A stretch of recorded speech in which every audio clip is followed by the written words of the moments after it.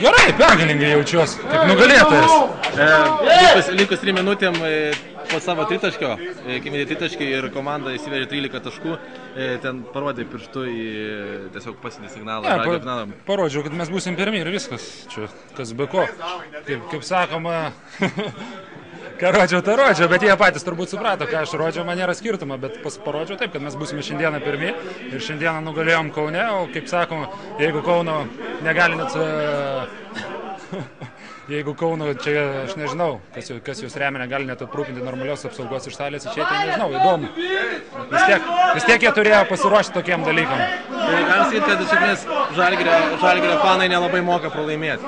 Ne, jie niekada nemoka pralaimėti, ten tokios skanduotės, pydaras, dar kažkas. Tai aš nežinau, ar juos čia puošia, ar kažką, tai be abejo, gal mums reikėjo iš karto sumušti ir išeiti iš aikštelės, bet Kaunas dar kartą parodė, kad jie yra mėšlų krūva ir viskas. Kodėl? A jūs prieš rungtynes negirdėjot, ką jie skandavo? Ar jūs nesiklausot? Ar labai pykstat ant Žalgirio fanų? Ne, koks čia yra pykimas, jeigu yra daug durnių Lietuvoje, tai duokit jiem kelią, tai ir duodam kelią.